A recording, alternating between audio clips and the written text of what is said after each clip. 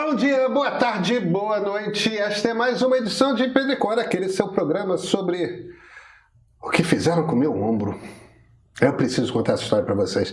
Pedro e Cora, como vocês sabem, toda terça-feira, toda quinta-feira, no YouTube, no meio, na sua plataforma favorita de podcast. Eu sou Pedro Duarte e ao meu lado está minha querida amiga Cora Rony. Quero saber tudo. Como foi isso? Biônico, homem de 100 milhões de dólares. Pois é. Eu acho que as pessoas nem sabem mais o que é o homem de 100 milhões de dólares. Acho que não.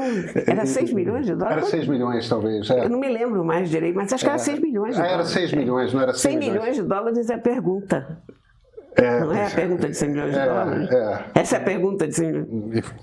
Era um homem biônico. Era um homem biônico, isso. Alguma coisa Summers. Bem, não custou tão caro. Ainda bem.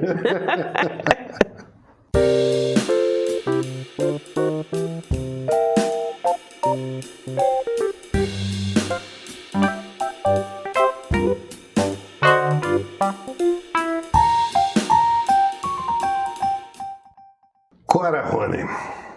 Você ficou me devendo um assunto desde a quinta-feira. Meu ombro biônico. Isso.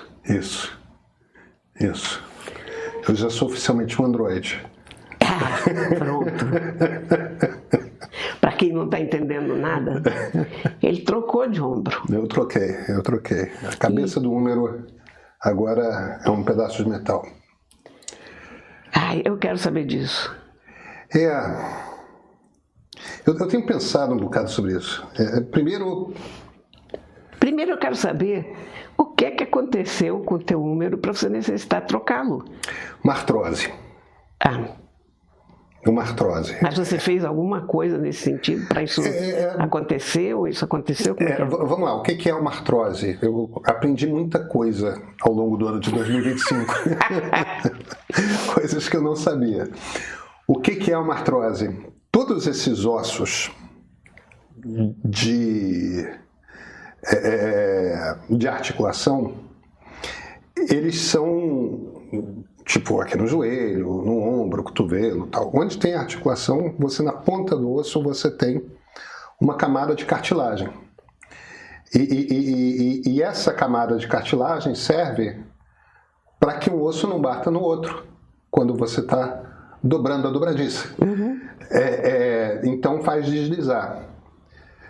Coisas acontecem ao longo da vida. Essas coisas, a gente é um bicho feito para viver 35 anos. Coisas acontecem ao longo da vida que fazem com que essa cartilagem vá desgastando. E tem um momento que a cartilagem começa a expor o osso.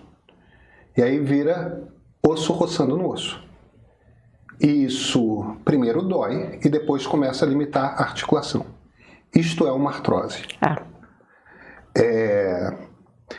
No meu caso, tem um componente genético. Tem uma coisa de uma formação específica da minha estrutura óssea, que é uma coisa que meu pai tem também. Tal. Não é que todo mundo vai ter artrose no ombro. Artrose no joelho é muito mais comum, por exemplo.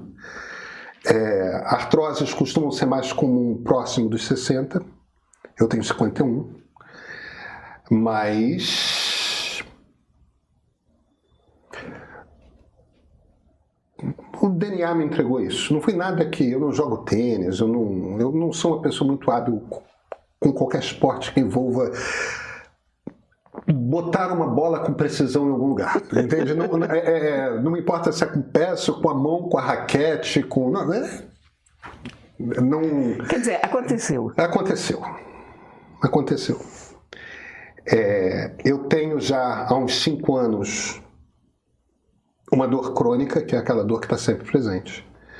Durante muito tempo, era uma dor que só aparecia quando, por qualquer motivo, eu passava mais de um mês sem fazer musculação. Que gozado. Isso é contraintuitivo, né? Não, é que o músculo sustenta o osso. Deixa o osso direitinho no lugar dele. Tá. Entendeu? Agora, durante um tempo, a musculação não é que mascare, mas deixa a coisa toda sustentável o suficiente para... Só que do final do ano passado, do final de 2024 em algum momento do segundo semestre de 2024, a musculação parou de ter efeito. Aí eu fui para vários médicos de plano, ortopedistas de plano de saúde e tal, e todo mundo mandando fazer fisioterapia, fazendo fisioterapia, e não resolve.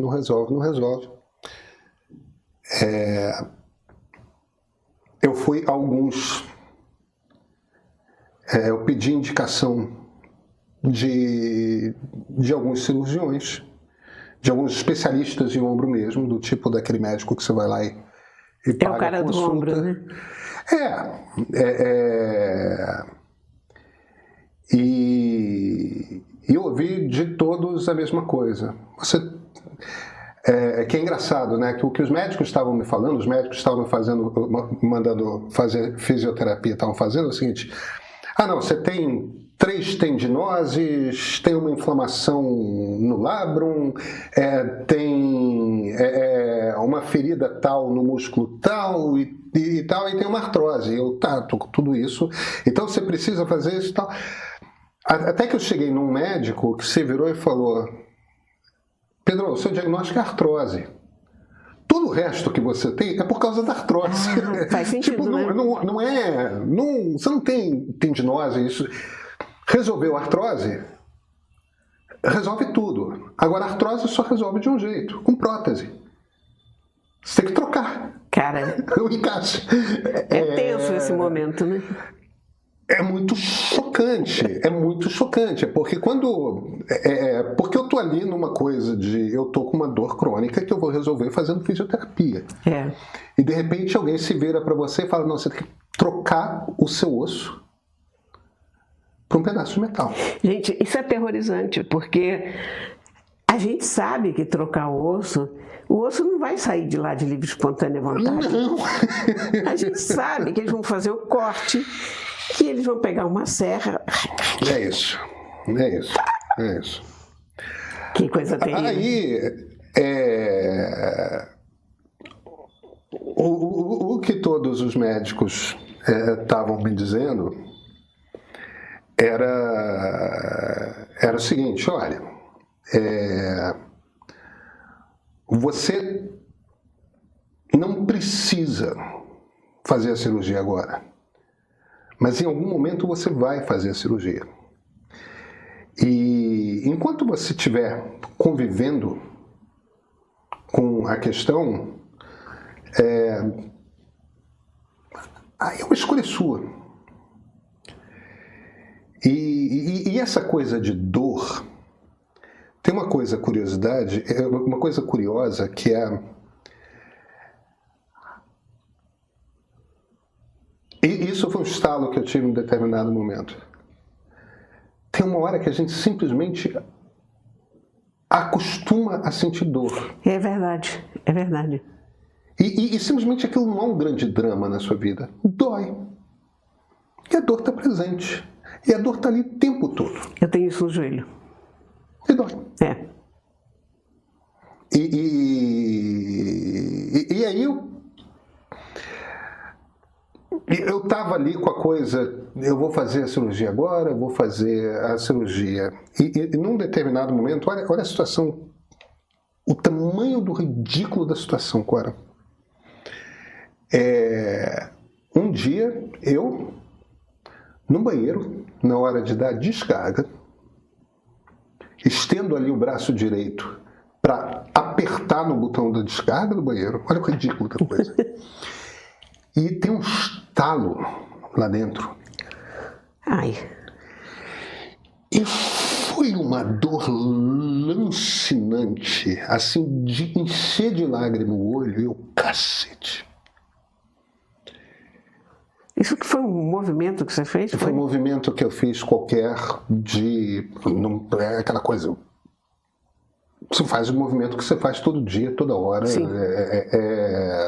E você não pensa no movimento, mas alguma coisa que eu fiz. E daquele dia para cá, isso foi, sei lá, por volta de agosto, de vez em quando começou a acontecer de eu ter dores lancinantes. De eu fazer... E aí vira aquela coisa de... eu comecei a precisar ter uma posição para dormir. Porque se eu dormia em cima do braço, eu comecei a ter que dormir sempre de lado, apoiado no braço esquerdo, e com o braço direito apoiado, com o travesseiro entre... eu comecei a precisar ter uma posição para dormir, não porque doesse, mas porque... Para evitar que doesse. Se eu dormisse em cima do braço, a dor ia ser pior no dia seguinte. E aí você começa a encontrar maneiras de ser na sua vida para você contornar a dor. E é aquele momento que tem que fazer operação logo. Tem que fazer a cirurgia logo. Agora, você pensa, eu sempre penso muito nisso, a coragem absoluta e a autoconfiança que tem um cirurgião desses. Porque uma coisa, a gente está lá deitado, cortaram, trocaram. Mas esse cara que está lá vendo uma pessoa, ok, fechada, ele pega um bisturi, ele tem coragem de cortar a carne dessa pessoa. Ele tem coragem de chegar no osso dessa pessoa. Olha que aí eu já tinha desmaiado várias vezes. Você já tinha que me levar embora, né? E ele tem coragem de pegar uma serra, porque você já viu os instrumentos da ortopedia? São ferramentas. Eu comecei a ir atrás de médicos. E meu cardiologista tinha me recomendado alguns, e um deles foi um médico que foi o médico do Fluminense aqui no Rio, chamado Michel Simoni. Num determinado momento, eu estava de férias, eu não fazia uma viagem bacana com a Lia, fazia bastante tempo. A gente foi passar 10 dias na Grécia, a gente falou sobre a Grécia aqui no programa. Eu estava encantado com a Grécia. Eu estava num dia voltando de um lugar para Atenas e aquela coisa ali estava me irritando, a dor estava me irritando. Eu vou tentar, que eu não tinha conseguido encontrar o telefone do Michel, que foi o médico que acabou fazendo a minha cirurgia. E eu não encontrava o telefone dele em lugar nenhum.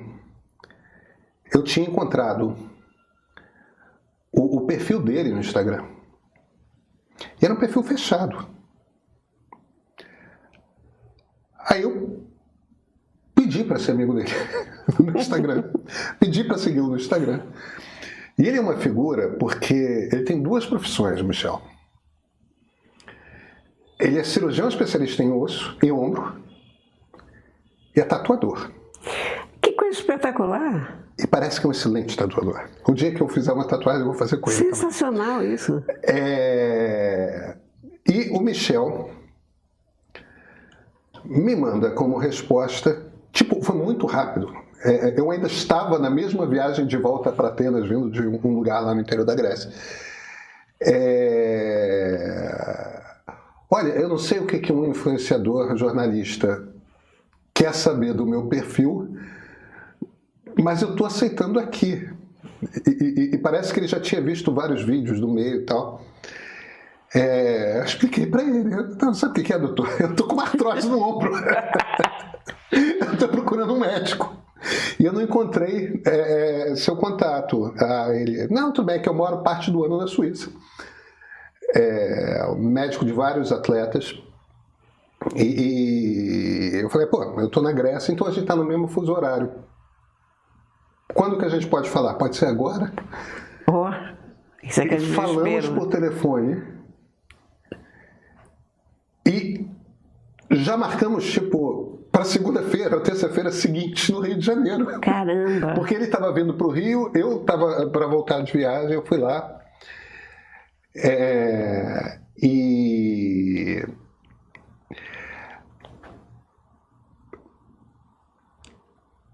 a segurança e a rapidez dele entendeu? De levanta aí o braço, agora faz isso, agora faz aquilo outro, tá? Então, senta aí, tira a camisa e senta aí. Aí bota a mão aqui, bota a mão, mexe assim, mexe assado, mexe aquilo outro, não sei o que ele está sentindo. Mas ele já tinha visto também meu exame de imagem, né? Quer dizer, não era uma coisa às cegas. E deixando sempre muito claras as opções, os tipos de prótese, isso e tal, marcamos, mas no fim das contas, o que te faz essa coisa a coragem do...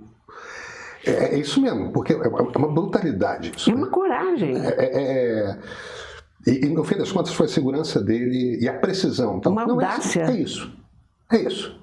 E ao mesmo tempo, uma coisa que ele faz muito legal, que começou a mostrar vídeos de pessoas que ele operou, fazendo as maiores piruetas.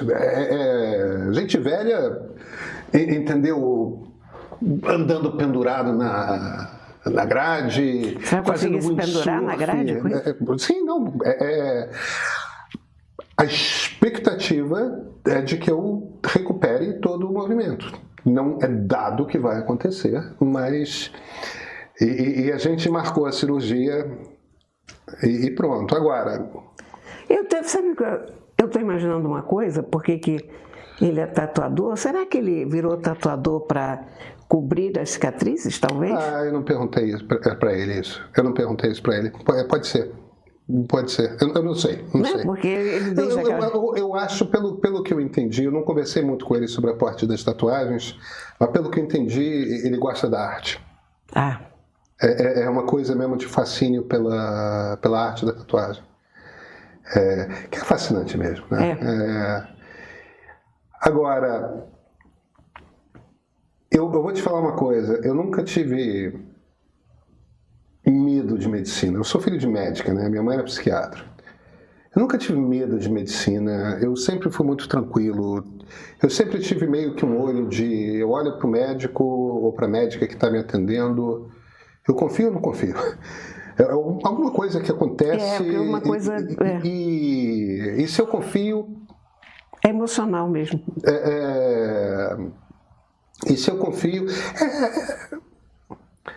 É emocional, mas também tem as pessoas que te recomendam. Sim, tem muita informação, claro. Né? Claro, né? Mas em última análise, se você tiver dois históricos igualmente brilhantes... claro, tal, tem uma coisa, é isso mesmo. Na hora H vai valer aquele que deu estalo, né? É isso. Agora, eu fui com medo para essa cirurgia. Lógico, né? É que eu nunca tive isso. Eu nunca tive medo.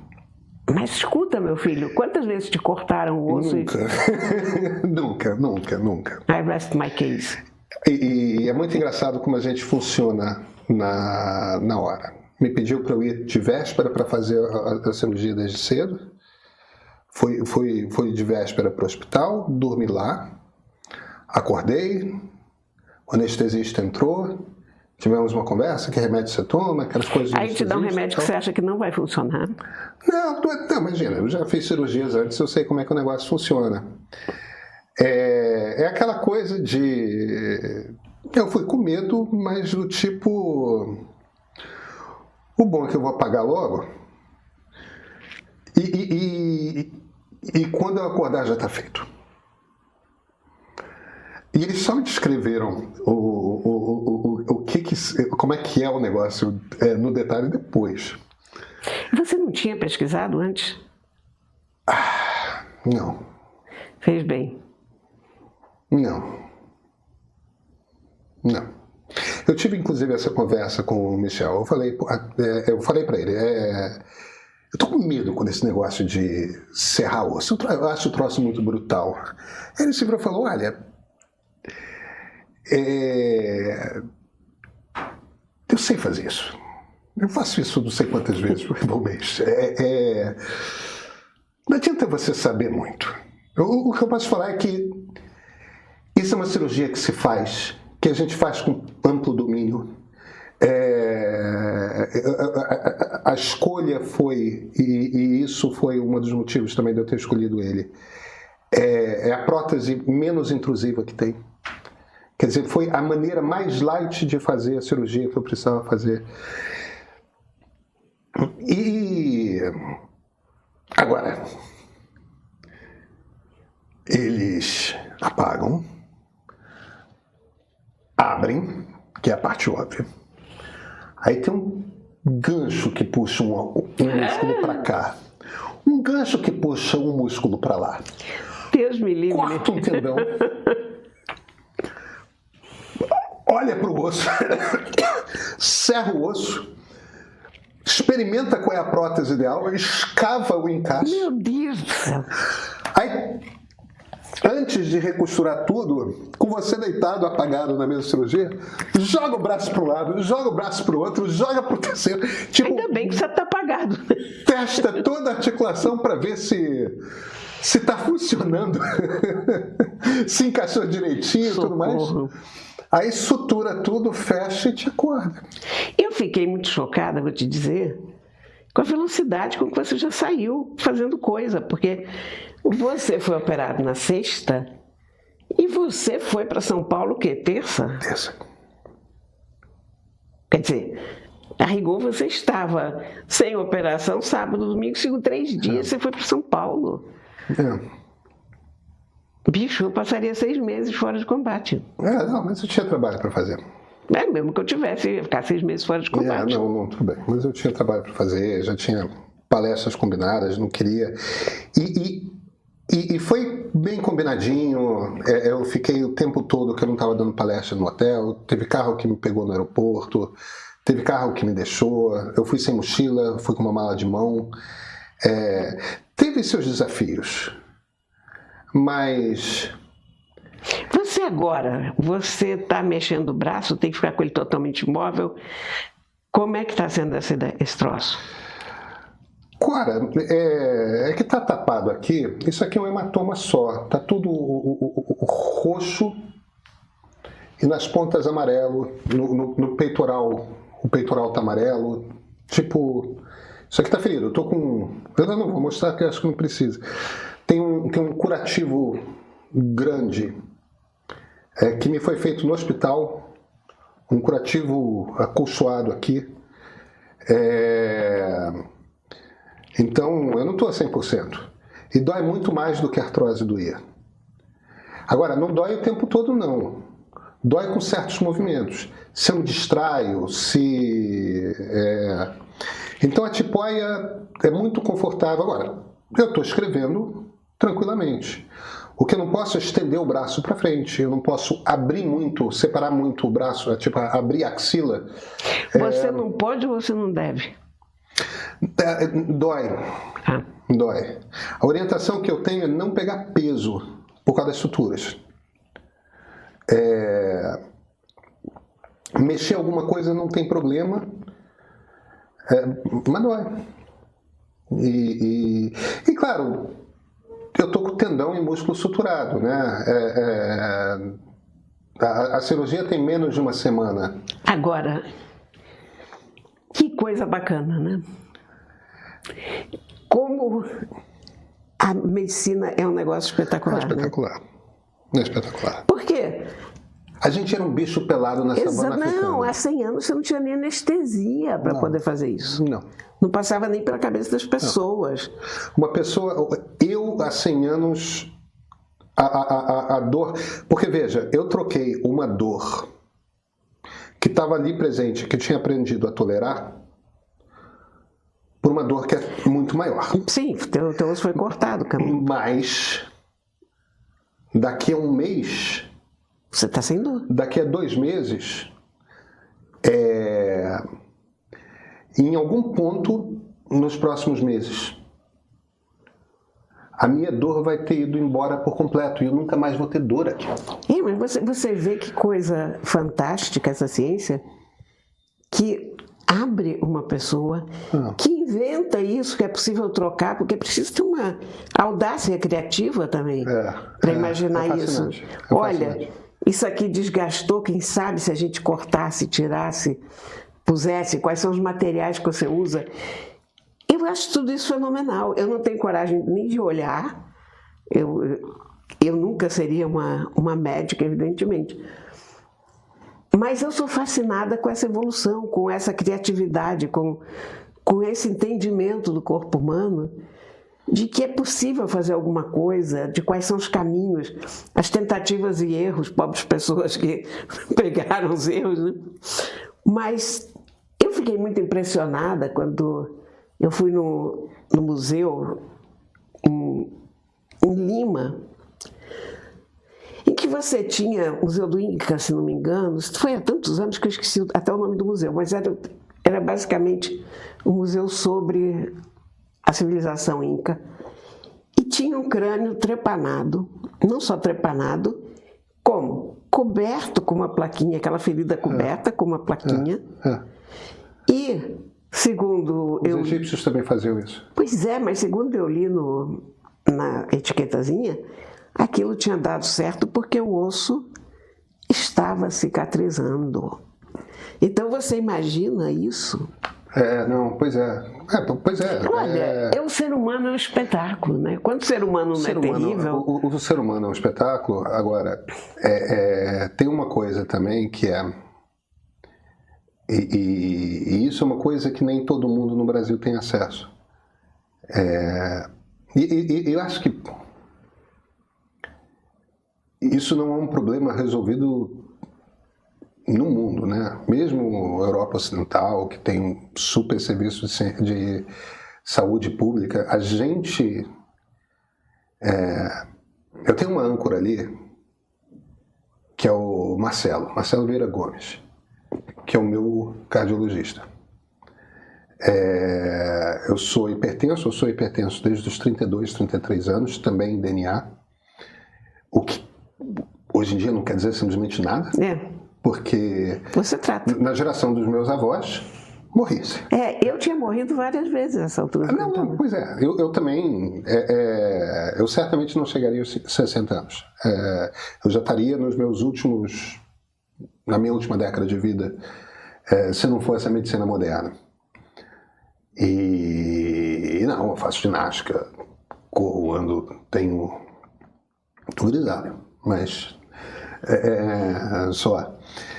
E a partir do momento que você tem essa rede que você constrói, né? A partir do momento que você tem um médico, que é um médico que, porque eu sou hipertenso, eu tenho que, com frequência, ir no consultório, tá com o Marcelo, fazer uma consulta, mede pressão, faz eletro, aquelas coisas todas e tal. E a partir do momento que você tem aquele um médico, aquilo vira uma rede, né? Sim, porque um recomenda o outro. Marcelo, eu estou precisando de um médico de tal coisa. Entendeu? Foi ele que diagnosticou minha asma e me recomendou um pneuma. Então, eu passei a ser uma pessoa com asma, eu passei a precisar ter um pneuma. E eu tenho um pneuma. E agora, o Michel, também a indicação dele. Quer dizer, é aquela coisa meio que vai virando uma rede. Uma rede de sustentação. E no fim das contas, essa rede de especialistas, e no Brasil a gente tem a sorte de, na elite, a gente tem acesso a médicos absolutamente formidáveis. Olha, vou te dizer uma coisa, eu vou te dizer que mesmo fora da elite, a gente tem acesso a médicos formidáveis. Não, a gente forma médicos muito bem. É só que você não tem esse poder de escolha. Você não tem, eventualmente, a escolha e você não tem o hardware. Quer dizer, uma prótese dessa você não encontra no SUS. Encontra sim. Encontra. Mas enfim. Você só vai demorar muito para conseguir fazer isso. Pois é, quer dizer, você tem esses problemas, mas os médicos brasileiros, do modo geral, eles são... Não, a saúde pública são bastante muito bons, decente. São humanos. De um modo geral, eu não estou falando aqui daquelas exceções que chegam ao jornal, porque o que chega ao jornal é sempre exceção, né? Não. Tem aquele cara horrível. O SUS, a gente tem uma medicina de muita qualidade no Brasil em geral. Eu acho que a gente teria que melhorar a qualidade das instalações, a gente teria que melhorar a quantidade de médicos, as condições, Agora, poucos países têm essa. mas a qualidade humana a gente tem. Poucos países têm o acesso de saúde pública que a Não, gente pois tem. Viva o SUS. Não, mas é viva o SUS mesmo. É viva o SUS mesmo. Agora, quando você está na classe média alta no Brasil,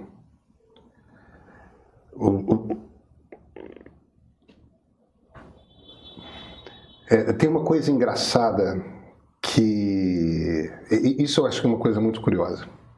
Você vê, brasileiro vai para o exterior para estudar, brasileiro vai para o exterior para trabalhar, brasileiro se muda para o exterior. Aí quando tem um problema de saúde... Brasileiro vem do exterior para o Brasil. Vem do exterior para o Brasil. E não é só pela coisa financeira, não. Não é só pelo custo.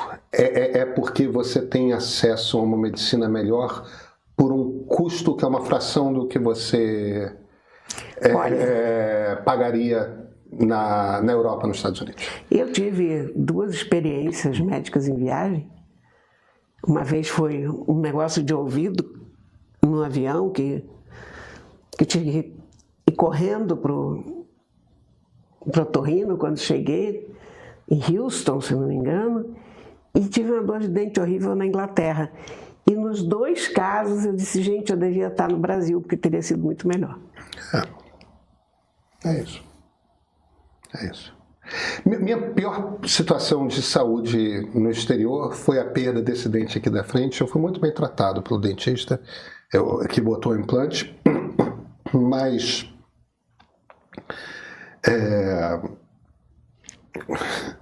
o que me custou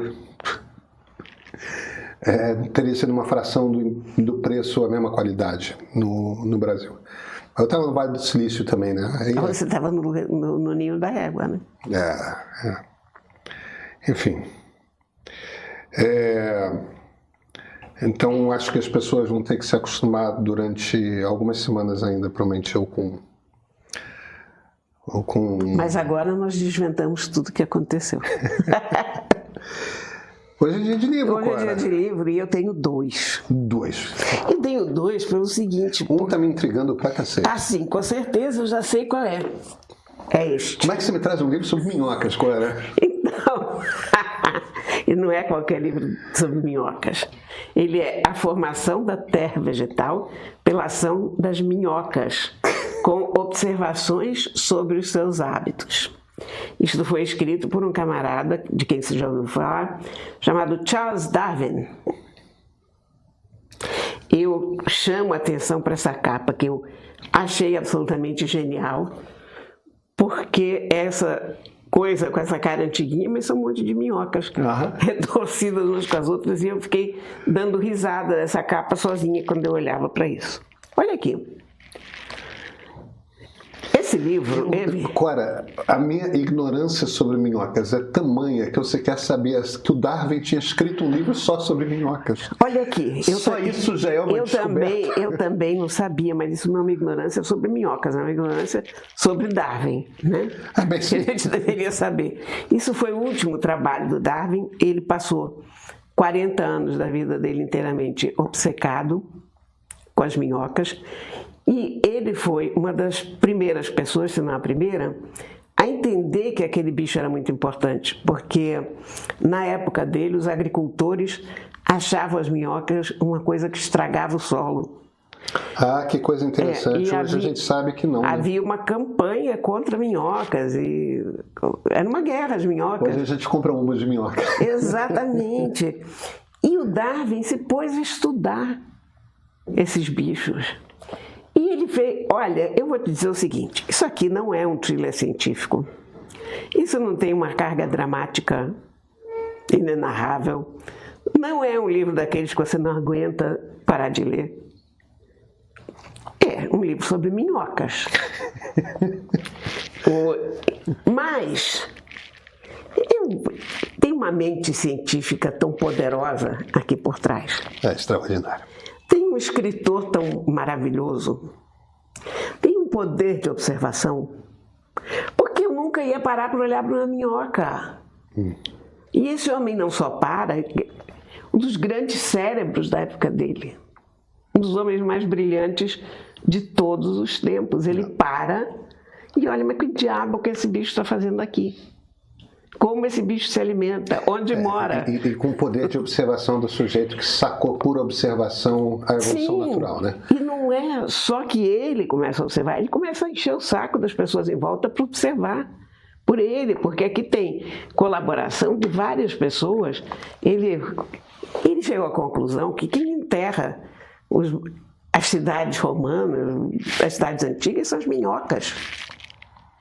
Uau! Porque são as minhocas que estão mexendo com aquele solo o tempo todo. Quer dizer, isso não vale para o deserto, onde você tem um vento que sopra areia, mas quando você chega num lugar como a Inglaterra, que é uma terra de pastagens e tal, você tem as minhocas mexendo com aquele solo continuamente, aquele solo. Você afova, as pedras vão baixando. Em Stonehenge você tem algumas pedras. Então você tem várias ruínas romanas na Inglaterra. Então, enterradas. Ele bota o padre daquela certa ruína lá para fazer a medição das minhocas. Ele bota o outro amigo dele para conferir quantas minhocas tem por centímetro quadrado, se as minhocas varrem a terra ou não, porque as minhocas tampam as toquinhas delas. Devia ser um cara de um carisma inacreditável. Para convencer as pessoas a fazer isso. Então, as minhocas, elas cavam aquele buraco e elas puxam as pedrinhas e folhas e tal para tampar a toca. Na verdade, ninguém sabe muito bem por que elas fazem isso, nem o próprio Darwin sabia muito bem, embora ele suspeite que isso era mais para impedir a água de destruir as galerias das minhocas, mas mesmo assim ninguém tem muita certeza.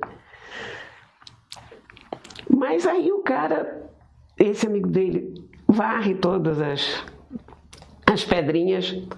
No dia seguinte ele vai lá contar quantas pedrinhas tem lá de novo. Estamos falando de uma pedrinha que uma minhoca é capaz de mover, uma coisa um pouco maior do que um grão de areia. Aí ele diz que, olha, tinha 32 pedrinhas essa manhã. Ao cabo de 2 dias tinha 60 pedrinhas. Então estamos falando de malucos desse quilate.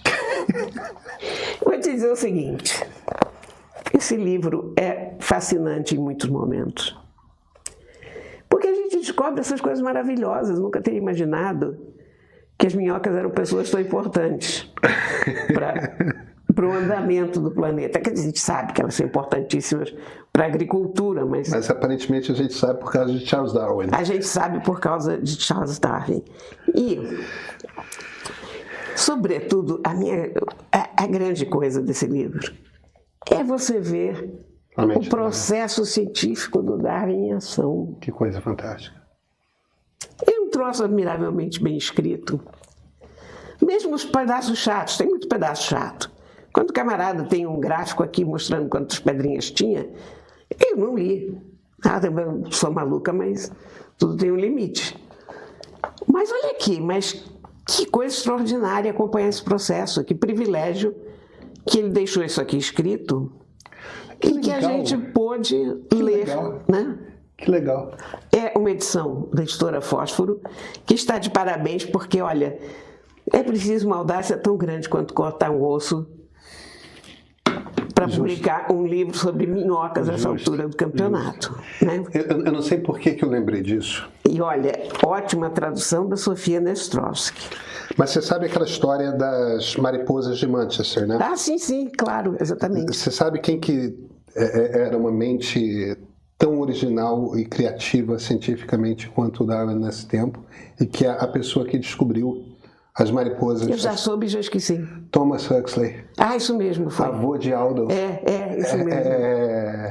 Que escrevia também incrivelmente bem e que tinha essa coisa as mariposas predominantes em Manchester eram de asas brancas. Exatamente. E tinha umas raras de asas marrons. E aí quando tem a Revolução Industrial, que começa tudo a ficar marrom, troca, as brancas ficam raras e as marrons se espalham. E é o Thomas Huxley, com essa coisa, é um dos primeiros a confirmar a teoria do Darwin. As coisas do Darwin. Mas olha, livrão. Não, eu tenho certeza. Estou dizendo, não é um livro dramaticamente impactante. Agora, Você não vai levar isso aqui para ler na viagem e ficar, não consigo, preciso saber o que vai acontecer. Não. tem uma coisa que me intriga profundamente antes da gente passar para o próximo livro. W é uma letra que não existe em português. Nas línguas que existe, ela é pronunciada de formas diferentes. Por que diabos, se o Darwin era inglês, a gente fala Darwin como se a gente estivesse falando alemão? É uma boa pergunta que eu jamais saberei responder. Eu vou alternando, porque eu aprendi Darwin, evidentemente, e até o dia que eu descobri nos Estados Unidos, quando eu falei Charles Darwin... Ninguém sabe. Aí eu me toquei, claro, por que seria com V? Entendeu? E aí eu acabei me acostumando a falar Darwin, e eu vou meio que indo do Darwin para o Darwin, e o problema é que ninguém sabe quem está falando quando você fala de Darwin, né? Então tem que ser Darwin, e tudo bem, é Darwin, mas por que diabos a gente decidiu que o sotaque certo é o alemão? Não tenho ideia. Olha, eu estava uma vez em Paris, precisava ir para a Avenida Winston Churchill, então eu dizia para as pessoas que eu precisava ir para a Avenida Winston Churchill, e ninguém sabia onde eu queria ir, até que alguém me disse, Avenida Guillaume Churchill. Né? Bom figure, porque eles traduzem o nome das pessoas. Os espanhóis e os portugueses fazem isso também, né? O rei Carlos da Inglaterra. Pronto, então. Muito legal. Minhocas. Minhocas. Aí. Leiam Minhocas. O segundo livro. Eu não vou querer atrapalhar o suspense maravilhoso, esse aqui é o contrário, a gente vai... Esse é um livro que é delicioso. Eu nunca li a graphic novel. Mas ele é um livro que totalmente precisava ser graphic novel, né? Que é uma ficção científica, né? Ele é Incidente em Antares, do Érico Veríssimo, evidentemente, mas a história, o quadrinho, a graphic novel, é feita por Rafael Scavone, Olavo Costa, Mariane Guzmão. É uma edição da Companhia das Letras. É uma história de zumbis, né? Porque nessa cidadezinha lá no sul, subitamente há uma greve geral. Falecem algumas pessoas, por motivos diversos. Morte morrida. Morrem, pronto, acontece em todos os lugares. No entanto, quando esses cortejos fúnebres chegam às portas do cemitério, os grevistas não permitem que eles entrem para enterrar os mortos. Faz o quê? Não sei o quê, deixa os caixões aí. E os caixões ficam lá e de madrugada acontece que os defuntos saem dos seus caixões, alguém levanta a tampa do caixão da senhora muito rica que morreu para ver se roubava as suas joias. Ela, porém, que tinha pedido para ser enterrada com todas as joias, não foi obedecida pela família. Claro que não. Claro que não. O ladrão ficou extremamente desapontado, mas com isso ela sai do caixão. Ela fica danada com esse fato que ela não está com as suas joias. E ela, por acaso, ajuda o segundo e assim vai. E esses defuntos passam à noite conversando. E eu não vou dizer mais nada, porque senão a gente mata a história. Mas eu vou dizer o seguinte, tá sensacional. Tá maravilhosamente bem feito, as cores estão lindas, o roteiro foi super bem feito, a arte é maravilhosa. O que eu posso te dizer? Não tenho mais elogios que eu possa fazer do que... Mostra umas páginas para a câmera. Olha, deixa eu ver se... Ah lá.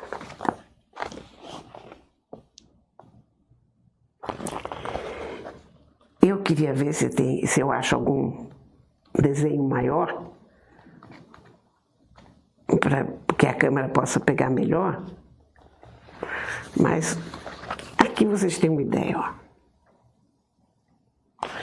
Então é uma história... Caiu o meu marcadorzinho. É sensacional, sabe? E ela tem um pós-fácil do Sérgio Rodrigues. Ah, grande Sérgio Rodrigues. Né? Não é para qualquer roteirista dos filmes do meio, um dos grandes escritores, talvez o maior escritor da geração, que está aí próximo dos 60 anos no Brasil. O maior conhecedor da língua portuguesa. Sérgio é né? bom em tudo. Então, você ter um prefácio, um pós-fácil dessa qualidade não é para qualquer... Situando o Érico Veríssimo, situando o livro. Sim, é perfeito. Ah, que bacana. Perfeito. Então, gente, eu super recomendo, até para quem não é de graphic novel, eu tenho feito um grande esforço aqui para... Vou comprar para os meus filhos. Eles vão adorar. Eu vou ler também. Você vai ler. É claro. Porque essa história, o Incidente em Antares, essa história uivava para virar graphic novel. Ah, com certeza. Né? Quer dizer, tem histórias que não se prestam muito bem, mas isso aqui é nas Aventuras do Timiquera, não falei? Não. Ah, você leu já As Aventuras do Timiquera? Não. Outro livrinho do Érico Veríssimo, que é eu li criança, eu preciso reler, mas que é dessa sacada,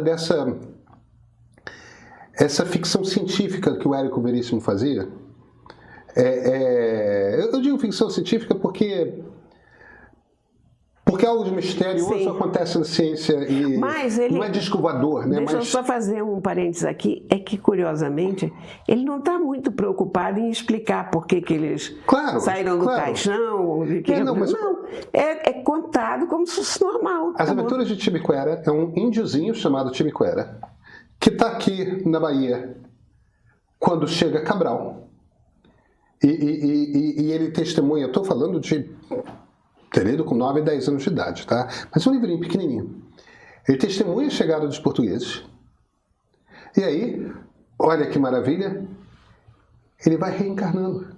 Ah, sensacional. E a cada encarnação dele, ele vê um momento da história do Brasil e convive com personagens da história do Brasil e tudo mais. Quer dizer, também não tem nenhuma explicação, eu acho que não tem. Eu estou falando também, eu estou trazendo mais detalhes do que, você tá do que trazendo uma coisa que eu li 40 anos atrás. Né? Mas,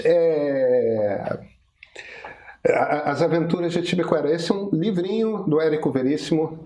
As pessoas acham que o Érico Veríssimo só escreveu O Tempo e o Vento. Ele escreveu muita coisa. Ele escreveu muita coisa e muito bem. E era um escritor excelente. Com grande senso de humor, uma imaginação espetacular. Enfim. Além de ser pai de Luiz Fernando, né? Sim, que obra extraordinária, né? Olha aqui. Eu acho, quer dizer, tem uma ou duas ou três gerações no Brasil que tem uma grande, não é um preconceito, é uma prevenção ainda quanto história em quadrinho, que é a minha geração e talvez 2 ou 3 gerações posteriores, porque antigamente as pessoas achavam que a história em quadrinho desviaria as crianças da leitura séria e tal, e o diabo é que fica essa ideia de que quadrinho é uma coisa menor, ou quadrinho não é a mesma coisa que um livro. Eu vou dizer, esquece tudo isso. Não, é delicioso, é maravilhoso para qualquer pessoa. É uma arte extraordinária. Eu sou fã, eu adoro graphic novels. Então, estou recomendando muito Incidente em Antares. Se vocês já quiserem fazer aquela famosa lista de Natal para dar os presentes, estão aqui 2 livros que merecem muito ir para o pé da árvore de Natal. Que ótimo. As Minhocas, para quem tem curiosidade científica, isso é uma grande emoção intelectual. Para quem tem uma mente científica, para quem gosta de ciências, super recomendo. E Incidente em Antártica, história de zumbi, gente. Ó. Pronto. Agora, foi um programa longo. Foi Conversa divertida. Até quinta-feira? Até semana que vem. Então, até semana que vem. O ano eleitoral começa agora. De hoje até o Confirma nas Urnas, você vai ouvir muitas coisas sobre as eleições de 2026. O nosso trabalho aqui no meio é organizar essa avalanche, dar contexto, bastidores de Brasília e diferentes pontos de vista. Nessa semana de Black Friday, o plano anual do Meio Premium está apenas por R$ 120. Assinando hoje, você vai receber até o final das eleições matérias exclusivas, acesso ao nosso catálogo de streaming com produções de cinema sobre política e artigos de grandes formadores de opinião à esquerda, ao centro e à direita. Seja premium e tenha a eleição inteira, olha, na sua mão.